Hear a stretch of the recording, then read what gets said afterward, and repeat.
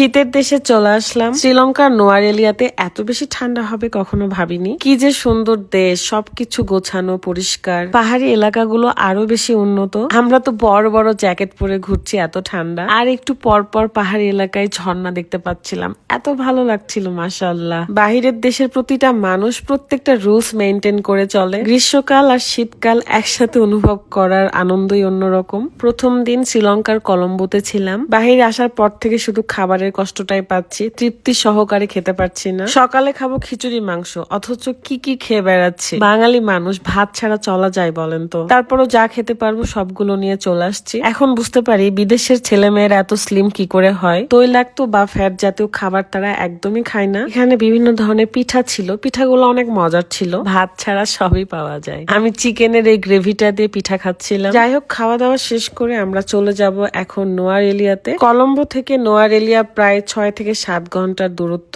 যাওয়ার আগে ভাবলাম যে গ্র্যান্ডবেল হোটেলের টপ ফ্লোরে একটু ঘুরে আসি। এটাই হলো শ্রীলঙ্কার রাজধানী কলম্বো।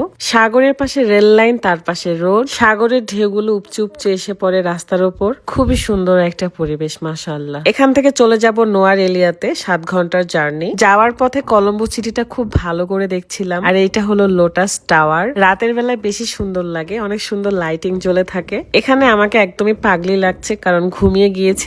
ঘুম থেকে উঠে দেখি পাহাড়ে আসছি, আর পাহাড়ে মেঘগুলো ভেসে বেড়াচ্ছে। অলরেডি ঠান্ডা লাগা শুরু হয়ে গেছে। যদিও বা শ্রীলঙ্কার টিকিট কাটার সময় আমরা জানতাম যে আমরা ঠান্ডা লাগবে এরকম জায়গায় যাব, তারপরেও আমি কোনো জ্যাকেট নিই নাই, কিন্তু রাত নিয়েছিল। আমরা রাস্তার এক জায়গায় দাঁড়িয়েছিলাম একটু ভিডিও আর ছবি তোলার জন্য, কারণ জায়গাটা অনেক বেশি সুন্দর ছিল। এখান থেকে আরো 1.5 ঘন্টা সময় লাগবে আমরা যেখানে যাব।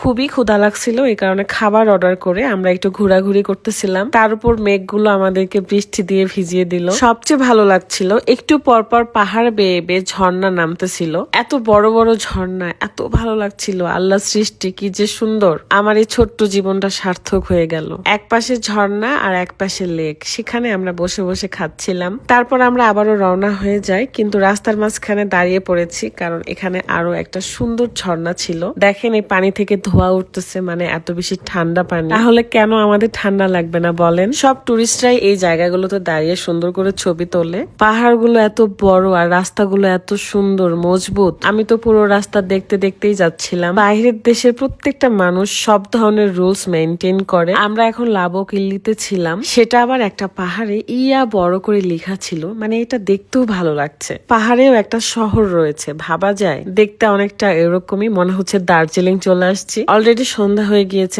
অনেক বেশি ঠান্ডা লাগছে। আমরা আমাদের হোটেলে চলে আসি। সবাই আমরা থরথর করে কাঁপতেছিলাম। কোনো মতে আমরা হোটেলে যা যা রুলস আছে সব কমপ্লিট করে রুমে চলে যাই। তবে এখানে ঠান্ডার জন্য ওয়েলকাম ড্রিঙ্কস না দিয়ে ওয়েলকাম টি দিয়েছে। আপনারা অলরেডি জানেন যে আমি কত বেশি অসুস্থ, তো চাটা পেয়ে আমি অনেক বেশি খুশি হয়ে যাই, কারণ এখানে চা কফিরও অনেক মূল্য আর কি খুঁজে পাওয়া যায় না। তারপর রুমে ঢুকেই মনটা ভালো হয়ে যায়, কারণ আমার রুমটা এত বেশি সুন্দর ছিল। পিঙ্ক কালারের সোফা ছিল, তবে আমার রুমের কোনো বেলকুনি ছিল না। তারপরও আমার কাছে অনেক ভালো লাগছে। তাছাড়া ভাইয়াদের রুমগুলোতে বেলকুনি ছিল। এত সুন্দর রুম, কিন্তু এত ঠান্ডা ছিল, তাই আমরা রুম হিটার চালু করে রাখছিলাম। এবং আমরা এখনই বাহিরে যাব কিছু কেনাকাটা করতে এবং খাওয়া দাওয়া করতে। প্রচন্ড ঠান্ডা লাগতেছে। আমরা মেয়েরা কোনো শীতের পোশাকই নিয়ে আসি নাই, ছেলেরা যার যার মতো করে নিয়ে আসছিল। তারপরেও সবাই কেনাকাটা করছে। আমি আর মুস্তারিন একই রকমের জ্যাকেট নিয়েছি। অবশেষে আমাদের ঠান্ডা একটু কমছে। কি অবস্থা দেখেন, সবাই শীতের পোশাক পরে ঘোরাঘুরি করতেছি। একই সময় শীতকাল এবং গ্রীষ্মকালের অনুভব পাওয়াটা খুবই ভাগ্যের বিষয়, এন্ড এটা খুবই আনন্দের আমার কাছে। ব্রিটিশ আমলের একটা গাড়ি পেয়েছি, খুবই সুন্দর লাগতেছিল গাড়িটা, তাই তার সাথে একটা ছবিও তুলে নিলাম। আমার মেয়ের জন্য আমি এই টুপিটা নিয়েছি আর কি, খুবই সুন্দর। এটা পুক করে আওয়াজ হয়, লাইটিংও হচ্ছে। যদিও বা এটা আমি বাংলা টাকায় নিয়েছি, কারণ আমার কাছে কোনো রুপিয়া ছিল না, আর রাতও এখানে ছিল না। তারপরে পেট ভরে খাইতে চলে যাই রেস্টুরেন্টে। এখানে এসে কেউ খিচুড়ি কেউ ভাত, সেগুলো খাওয়া দাওয়া করলাম। তারপরে রুমে চলে আসি। সবাই এত বেশি ক্ষুধার্ত ছিলাম, খাওয়া ছাড়া কেউ কারো দিকে তাকায়নি। শ্রীলঙ্কার নোয়ারেলিয়াতে এসে কেমন আনন্দ করলাম, কোথায় কোথায় ঘুরলাম, সেটা তো নেক্সট ব্লগে দেখিয়ে দিব। আজকের মতো বিদায় নিচ্ছি। সবাই ভালো থাকবেন। আল্লাহ হাফেজ।